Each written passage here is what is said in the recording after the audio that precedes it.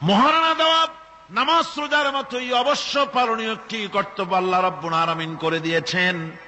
কোন স্বামী যদি মহারণা ধার্য করার পর যদি আদায় না করেন, স্ত্রী যদি স্বেচ্ছায় মহারণার টাকা মাফ না করে দেয়, তাহলে কিয়ামতের দিন ওই স্বামীকে আল্লাহর দরবারে জিনাকারের কাতারে দাঁড়াতে হবে।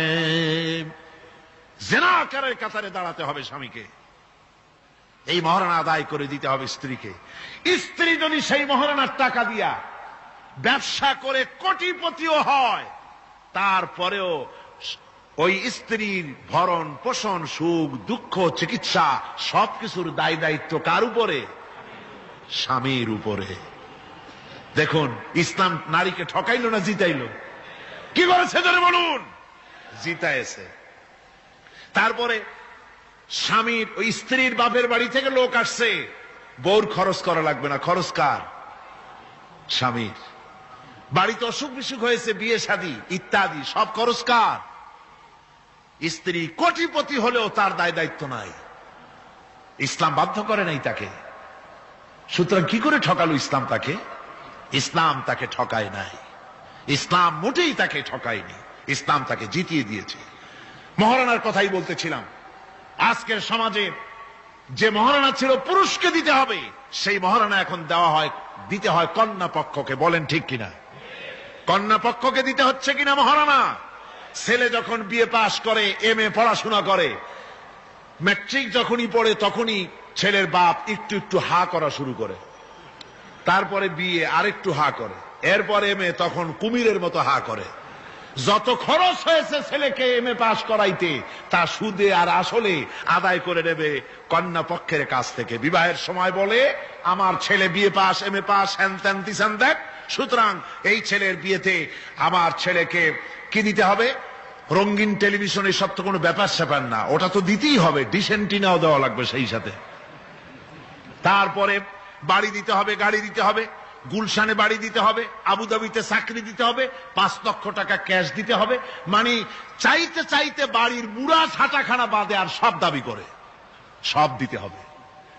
এইভাবে দাবি করে নেওয়া হারাম। এভাবে দাবি করে নেওয়া কি? জোরে বলেন কি?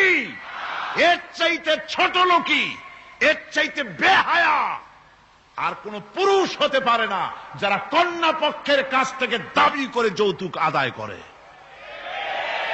এর নাম যৌতুক নয়, এ হচ্ছে মানবতার প্রতি কৌতুক। আজকে মানবতার প্রতি এই কৌতুক করা হচ্ছে। অনেক গরিব মানুষ 5টা 6টা মেয়ে, 30-40 বছর বয়স হয়ে গেছে, বিয়ে দিতে পারে না যৌতুকের কারণে, আর জেনা ব্যভিচার বাড়তে থাকে। বলুন ঠিক কিনা?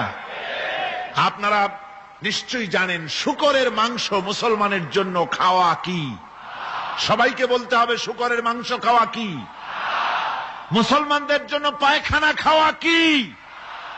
মনে রাখুন ভালো করে, শূকরের মাংস খাওয়া আর পায়খানা খাওয়া মুসলমানদের জন্য যেমন হারাম, কন্যা পক্ষের কাছ থেকে দাবি করে যৌতুক আদায় করা ঠিক তেমন হারাম।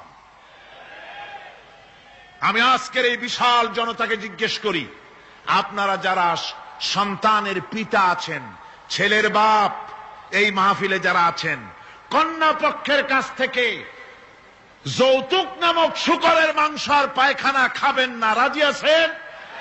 কারা কারা রাজি? দুহাত উঁচু করে দেখান, হাত উঁচু করে রাখেন, হাত উঁচু করে রাখেন। আলহামদুলিল্লাহ। হাত নামান, হাত নামান, হাত নামান। অনেক ছোট ছোট ছেলেরাও হাত তুলেছে। আমি বলছিলাম যে ছেলের পিতারা হাত তুলবে, কিন্তু তুলছে বাচ্চারাও, অসুবিধা নাই। লক্ষ পিতা ঘুমিয়ে আছে সব শিশুদের অন্তরে, ওরাও বাপ হবে একদিন। আজকের ওয়াদা, যখন তারা ছেলের বাপ হবে, আল্লাহ তখন যেন তাদের স্মরণ করিয়ে দেন। জোরে কোন আমিন, আরো জোরে বলেন আমিন। সমাজ থেকে এই যৌতুক নামক অভিশাপকে নির্মূল করতে হবে, তাহলেই নারীর অধিকার প্রতিষ্ঠিত হবে। ওই নির্বাচিত কলমের লেখিকা, ওই দুষ্ট মহিলা, সে লিখছে নারীদের অধপতন দেখে তার খুব খারাপ লাগে, সেজন্য সে বলছে নারী শুধু ধর্ষণ, নারীরা ধর্ষিতা হবে শুধু তা হতে পারে না, নারী এবার পুরুষদের ধর্ষণ করবে। লিখেছে লিখেছে, আমি মোটেই বানিয়ে কথা বলছি না। পুরুষকে ধর্ষণ করবে, পুরুষকে কুড়ে কুড়ে খেতে হবে। পরে আমি খবর নিলাম যে পুরুষের উপরে এই মহিলা এত খেপা কেন। আমি খবর পেলাম 8টা-10টা স্বামীর থেকে সে বিদায় হয়েছে। আল্লাহর লানত! এই মেয়ে লোকটি লেখে আর পত্রিকাগুলি তা ছাপে, জঘন্য। যে সব পত্রিকায় সব ওই লেখিকার লেখা ছাপা হয়, ওই পত্রিকা পড়া তো দূরের কথা, মুসলমানদের ওই পত্রিকা দিয়া কুলুক নেওয়া জায়েজ নাই।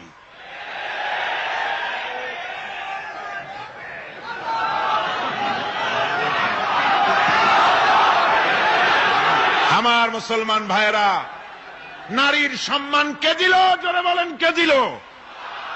ইসলাম দিয়েছে, বিশ্ব নবী দিয়েছে নারীর মর্যাদা, নারীকে প্রতিষ্ঠিত করেছে, সম্মান দিয়েছে। বধূ হিসাবে নারীর মর্যাদা দিলেন আল্লাহর নবী।